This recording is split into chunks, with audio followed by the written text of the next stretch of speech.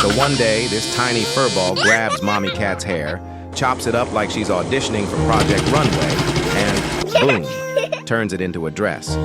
Cute, right? Wrong. Mommy Cat wasn't happy. She looked at her like, "You ruined my hair, and for what?" Punishment time came fast, like no dessert, but with claws.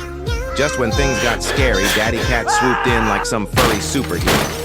He pulled Baby Cat out of trouble, cape or no cape, and gave her a second chance. Finally, Baby Cat said sorry, probably for the first time ever. And guess what? Family drama over. Back to being one big, happy family.